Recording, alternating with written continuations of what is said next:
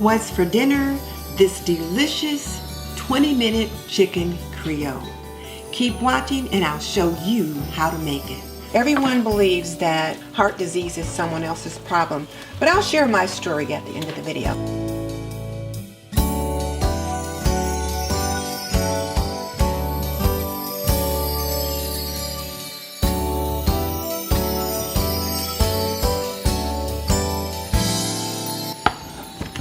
So I'm starting this meal with some chicken tenders, and I have already cut most of them into 1-inch strips.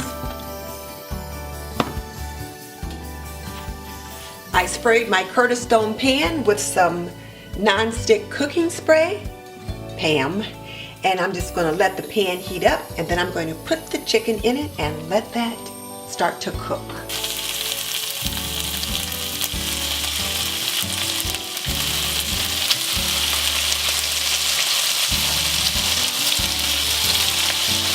My pan is hot, so let's get this chicken in.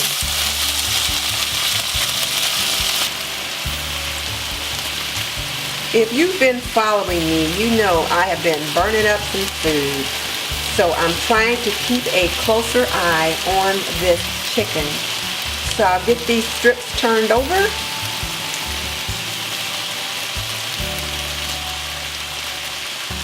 And the good thing about this recipe, it is a heart-healthy recipe. Friday, February 2nd, National Wear Red Day, and it is the day in which we bring attention to the problem of women's heart health. Or should I say, to women's heart health. Not the problem, but we want to bring attention to women's heart health and the fact that heart disease is the #1 killer of women. Heart disease kills more women than all forms of cancer combined. But only 1 in 5 women know that. We know about breast cancer and lung cancer and things like that. But since heart disease can be somewhat insidious and it can be somewhat chronic, we don't tend to think about it. But really, it should be up close and personal in all of our minds. So today I am cooking a heart-healthy chicken meal. While this is cooking, I'm going to wash my green pepper and chop it up, and also chop up my celery and onions. So let me take care of that.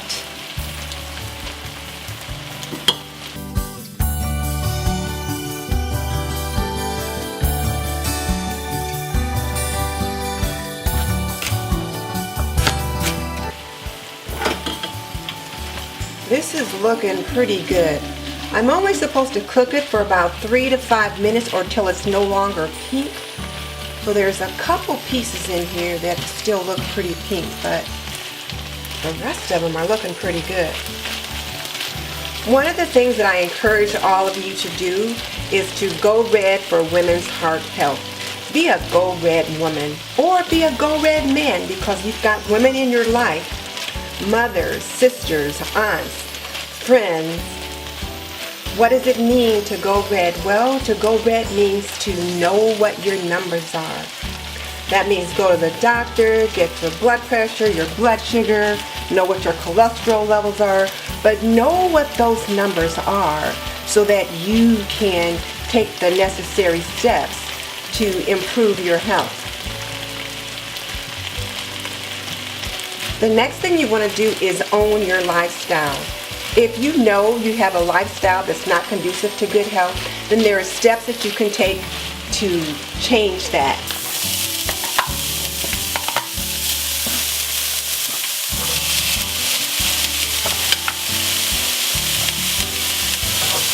So I've added the onions, the carrots, and the celery. And I'll give this a stir so it can saute just a little bit. And once it's softened just a little, I'm going to add the chicken back to the pan, and then I'm going to put in some tomatoes and some other goodies. So keep on watching. So as I mentioned earlier, I encourage all of you to go red for women. And you probably are asking yourself, well, what does it mean to go red? Well, as I said earlier, the first thing you want to do is get your numbers. Your blood pressure, your blood sugar, your cholesterol. You need to know what those numbers are so that you can do something about them. The second thing you want to do is own your lifestyle. So if you're living a lifestyle such as smoking, substance abuse, or you're overweight, and you're not eating very healthy, then that's something you can do to change that. So that's what I mean by own your lifestyle. Admit that there are changes that you need to make and start making them. The next thing you want to do is realize your risks. That's the R in Go Red. Realize what your risks are. We think it won't happen to us, but it can, and it does. The other thing is to educate your family. As women, we teach our daughters, our children so much, but how much do we teach them about having a healthy heart? Tell every woman you know about the fact that heart disease is the #1 killer of women. Because as I said earlier, only 1 in 5 women know that. And so if you can share that information with them, that'll go a long way to helping reduce the problems associated with heart disease in women.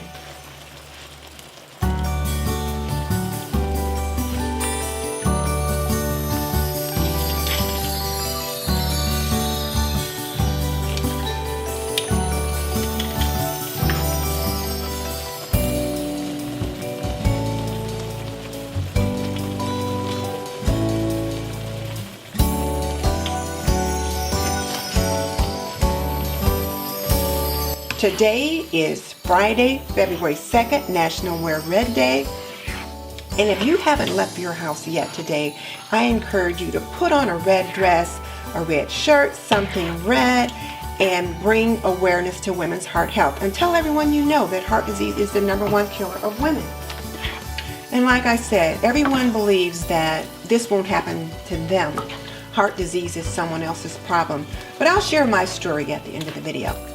Just take a look at that. Rich, bubbly tomato sauce.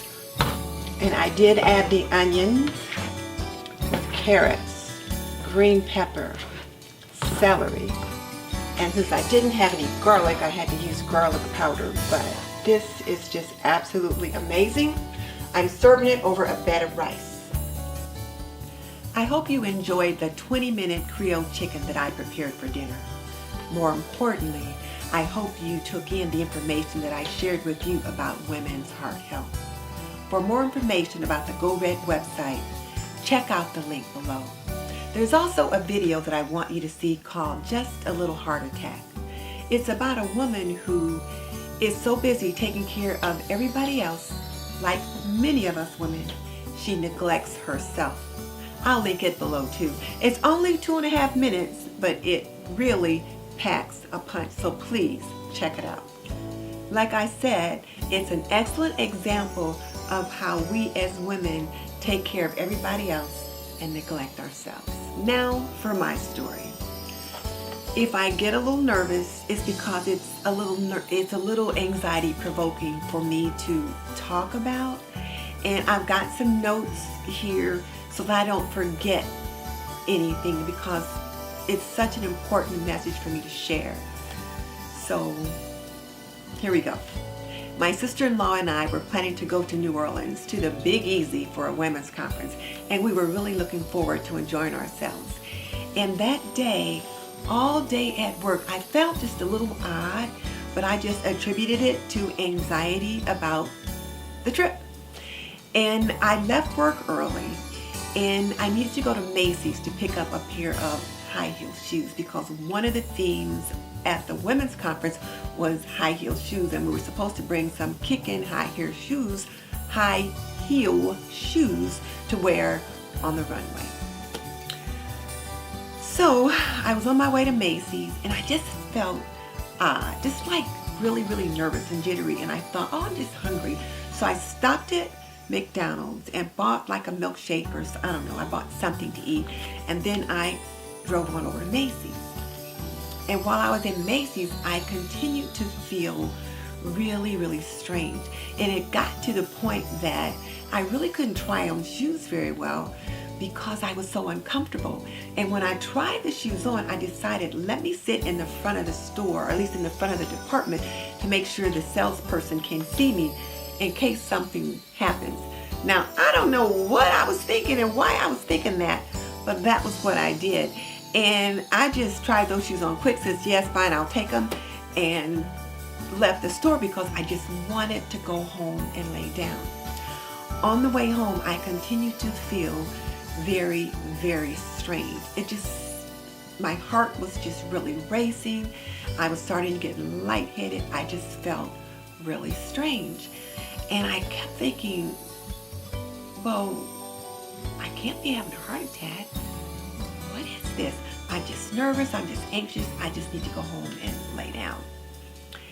And on my way home, I passed the hospital, kept going, and I continued to feel strange the closer I got to home. But I was still closer to the hospital than I was to home. And I saw a police car parked at a convenience store, like a 7-Eleven or a service station or something like that. And I said, I think you need some medical attention. You better pull over and ask for help. So I pulled over to the service station, and there was a person standing outside smoking. And I called to them and asked, could you go inside and get the police officer? So the police officer came out. He was off duty. He had on jeans and a ball cap and that kind of thing. And I told him, I said, I think I'm having a heart attack. I think I need to go to the hospital. He said, well, ma'am, I'm off duty and I can't put you in my car. He said, but Parkview Hospital is just around the corner. If you can follow me, I will lead you there. It's just 2 minutes away. And I said, okay, I think I can do that. So I'm praying the whole time, Lord, please let me be able to drive to the hospital. And literally, it was just around the corner. So I follow the police officer to the hospital. He jumps out, runs in to get someone. I pull up into the emergency bay, and the guy comes out, ma'am, you can't park there. And I just like handed him the keys, because at that point, I could no longer function. I just could barely take another breath. So at this point, the officer comes back out. They come back out with nurses and whoever. They put me on a cart, take me to the hospital, put me on EKG and the whole 9 yards. And it turns out I'm in atrial fibrillation. And it was really kind of interesting because I am a nurse by profession. So I have been in these situations many times, but I was on the other side of the bed. I wasn't the patient in the bed. I was a person on the other side of the bed administering medications or telling other people what to do. I'm a retired community health nursing instructor. And so when I looked up above me, the nurse taking care of me was a former student. And I thought, Lord Jesus, I hope I was kind to this student. And I know it sounds ridiculous now, but it was like, oh, I hope I wasn't mean to her. But she was just excellent, and she really did a wonderful job taking care of me. I got medication and all this kind of thing. I felt the side effects of the medication and just really bizarre effects of the medication right away. But the medication did begin to calm my heart rate down. The doctor came in, and after they ran a few tests, he said, you're in atrial fibrillation. We're going to have to keep you. We're going to have to transport you to the main hospital, which they did. So they transported me to the main hospital that night in another ambulance, or in an ambulance, and then that next morning they did what's called a cardioversion. So what that is when they put the paddles on your chest and they give you the electric shock at a controlled rate, and it shocks your heart back into the normal rhythm. And it was effective for me. Now, I don't remember anything about it because they gave me a sedation prior to doing that, and all I remember is waking up and seeing my husband and son there talking to the doctor. And I remember looking at them, and I just turned back over and went to sleep. That is all I remember about that time. But I do remember how I felt the first few weeks after the situation. So like I said, I I get really nervous every time I talk about it because it was really a pretty frightening time. So what I want to say is that my atrial fibrillation, and you hear a lot about AFib on commercials on TV today, and it just could be that I'm more sensitive to it now so that I notice it, but my AFib is managed by medication. And I work very hard at trying to keep my weight down, keeping my blood pressure, my blood sugars in normal range. My cholesterol, I'm always struggling with that. But other than that, I'm pretty healthy, and I really work at that. I see my cardiologist every 6 months for follow-up. I've had a couple, I'll say scares or problems with racing heart rhythm since that happened about 5 years ago, I guess. And but for the most part, things have been pretty good, and I'm healthy. I try to do the things that my doctor tells me to do. I try to follow my eating plan, my medication regimen, that kind of thing, because I want to be the foxy as a grandmother at each of my grandchildren's wedding. I want to dance down the aisle, and I want to dance the night away. I got a lot to live for. So believe me, I go red. And I'm asking you to join me in going red. Now, what does that mean?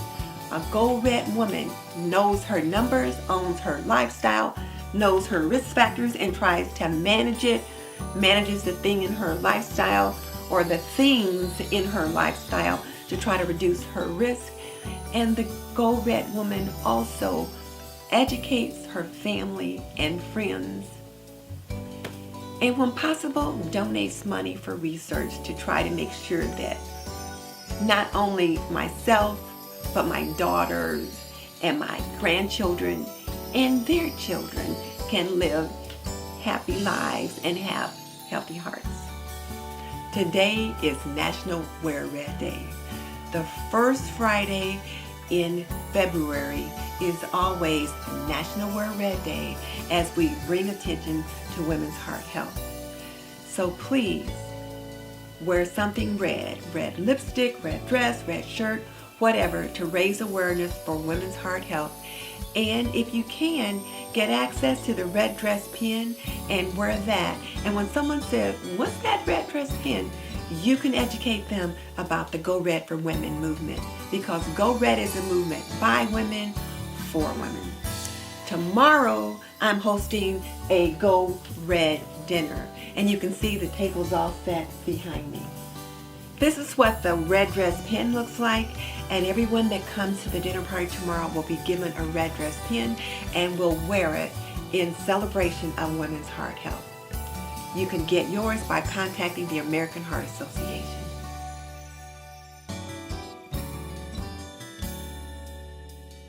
So I am doing my part to try to raise awareness for women's heart health and to encourage all of you to go red for women.